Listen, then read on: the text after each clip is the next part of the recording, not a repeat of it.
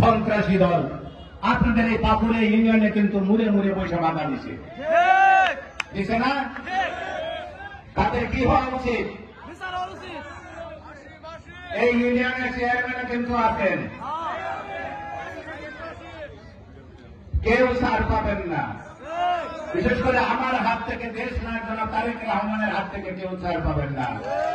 তার কবর যে ভেঙে দিছে যে আমার নেতা প্রাণ প্রিয়, আমার আপনার নেতা প্রাণ প্রিয় নেতা, এখনো বলে যে আমার এই কবরের হাঁটিটা ভাঙ্গা ভাই, এখনো কিন্তু আমি ঠিক মতো চলাফেরা করতে পারি না। সেই সন্ত্রাসী দলের যে কোনো লোকের সাথে, একটা কর্মীর সাথে যারা হাত মিলেবে, তাদের সাথে যারা আঘাত করবে, তাদেরকে আপনারা ভিডিও করে একটা ছবি তুলে গোপনে খালি আমার কাছে পাঠাবেন। তাদেরকে দল থেকে বহিষ্কার করা হবে, সুনির্দিষ্ট এই নির্দেশনা দিচ্ছেন।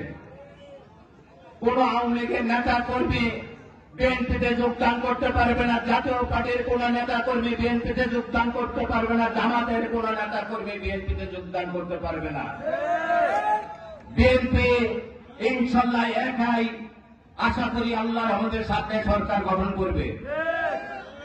বিএনপি জনগণের ম্যান্ডেট নিয়ে নিরপেক্ষ নির্বাচনের মাধ্যমে ধানের শীষ ইনশাল্লাহ আশা করি বিজয় লাভ করবে। দেশনায়ক জনাব তারেক রহমান এই দেশের প্রধানমন্ত্রী হবেন।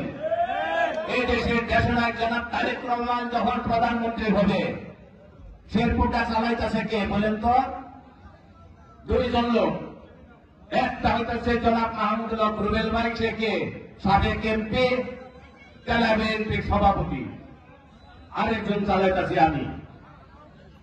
সুখে দুঃখে আমরা কিন্তু আপনাদের পাশে আছি। আমি ঢাকা থাকলেও দল করে রাজনীতি করি, শেরপুরে থাকলে তো 24 ঘন্টাই করি। কাজেই ঢাকাতে থাকলে আরো বেশি পরিশ্রম আমাকে করতে হয়। আমার অনেক কথা ছিল, আমার আগে অনেক বক্তব্য দেওয়ার কথা ছিল, তাদের বক্তব্য নিয়ে থেকে আমি কিছু অংশ নিয়ে আমি কথা বললে আরো ভালো হইত। আমার এখন যাইতে হবে বাদশাল্লাহ, যাইতে হবে লছনপুর, যাইতে হবে চরপক্ষিমারি, এবং আমার বাসা আইন শৃঙ্খলার কিছু লোক আছে, তাদের সাথে বৈশাখ পূজা এবং এই দরবার নিয়ে কিছু মিটিং আছে, এগুলো শেষ করতে হবে। ঢাকার কিছু ফোন আছে, এগুলোর উত্তর দিতে হবে। কাজেই আমি আপনাদের কাছ থেকে বিদায় নেওয়ার আগে আমি দুইটি কথা বলে যাই। এক নম্বর হচ্ছে এই চাঁদাবাজি বন্ধ করতে হবে। বিএনপির কোন নেতা কর্মী চাঁদাবাজি করে না, চাঁদাবাজির সাথে জড়িত না। জড়িত কারা আমার কাছে তথ্য আছে, আপনারা যদি দেখতে চান আমার কাছে আইসেন, আমি দেখা বলি। ওই আওয়ামী লীগ, ছাত্রলীগ, যুবলীগ, আরো কিছু দুষ্কৃতকারী আছে যারা দলের সাথে সম্পৃক্ত না, আন্দোলন সংগ্রামে যারা ছিল না, দীর্ঘদিন যারা আন্দোলন সংগ্রামে যারা পালিয়েছিল, রাস্তায় ঘুরছে, আওয়ামী লীগের সাথে আঘাত করছে, আজকে তারা অনুপ্রবেশ করে তারা দলটাকে বিভ্রান্তি সৃষ্টি করে আজকে যারা এই অশান্তির তৈরি করতেছে তাদেরকে চিহ্নিত করতে হবে। আমাদের কিন্তু রোপণ করলো আমাদের শেরপুর, পুরা শেরপুরে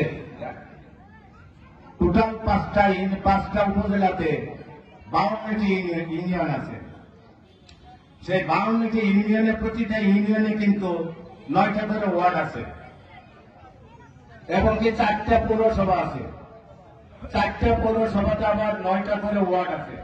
কাজেই আমাদের কিন্তু সকল বিএনপির কমিটি আছে, অঙ্গ সহযোগী সংগঠনের কমিটি আছে। আমরা আজকে থেকে অতন্ত্র প্রহরীর মতো আমরা পাহারাদার হিসেবে কাজ করবো। সকলে রাজি তো? আমরা পূজামন্দিরগুলি আমরা পাহারা দিব, সন্ত্রাসীদেরকে আমরা পাহারা দিব। আওয়ামী লীগ যেখানে পাবো, আওয়ামী লীগ কিন্তু বাংলাদেশ শেরপুরের একটাও কিন্তু বাকি নেই, সবাই কিন্তু মার্ডার মামলার আসামি। আপনাদেরকে বুঝতে হবে সবাই কিন্তু মার্ডার মামলার আসামি। কেমন আসামি?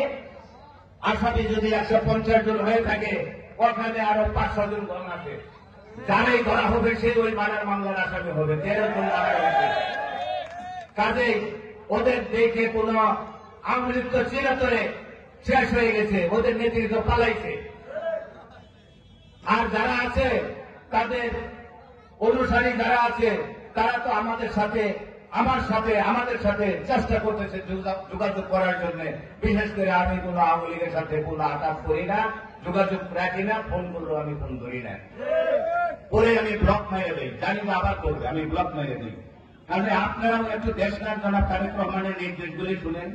দেশনেত্রী বেগম খালেদা জিয়া আমার আপনার মা, যাকে জেল খাটাইছে, বিদেশে চিকিৎসা করতে দেয় নাই। আমার নেতা, আপনার নেতা তারেক রহমানকে দেশে এখনো আসতে দিতেছে না। আমাদের আন্দোলন কি শেষ? তারেক রহমান যতক্ষণ পর্যন্ত এই দেশে না আসবে, নির্বাচন নিরপেক্ষ নির্বাচন যতক্ষণ পর্যন্ত না আসবে, বিএনপি সরকার যতক্ষণ পর্যন্ত না আসবে, ততক্ষণ পর্যন্ত বিএনপির সকল নেতা কর্মী, অঙ্গ সহযোগী সংগঠনের সকল নেতৃবৃন্দকে ধৈর্য ধারণ করার জন্য দেশের একজন তারেক রহমানের আহ্বান জানাইছিলেন। আপনারা ধৈর্য ধারণ করবেন, আপনারা শান্তিপ্রিয় দল বিএনপি শান্ত থাকবেন, অন্যায়ভাবে কাউকে আঘাত করবেন না। যে অন্যায় করবে আইন শৃঙ্খলা রক্ষাকারী বাহিনীর কাছে উঠাই দেন, আমার কাছে একটা ফোন করেন, ইনশাল্লাহ আমি যথেষ্ট এই শেরপুরকে, ইনশাল্লাহ শেরপুরের ওই আউটলেট নির্গম করার জন্য আমি একাই যথেষ্ট। কারণ আমি ভয় পাই না, আমি কাউকে আল্লাহকে ছাড়া কাউকে ভয় পাই না, আমি আপোষ করি না। যদি আমি আপোষ করতাম আমাকে 3.5 বছর জেল খাটতে হতো না।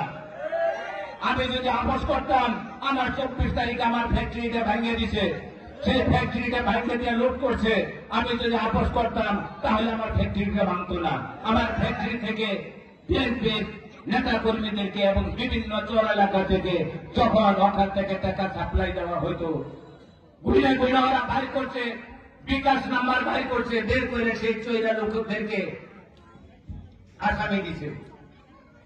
সেই চৈরা লোকদেরকে অনেক লোকদেরকে আসামি দিছে, আপনাদেরকেও আসামি দিছে, ওই সাথে আপনাদেরকেও দিছে। কাজেই 1 জন 2 জন কিন্তু আন্দোলন করে এই সরকারকে হটায় নাই। অনেকেই বলে ছাত্র সমন্বয় করে সবকিছু করছে, অসম্ভব।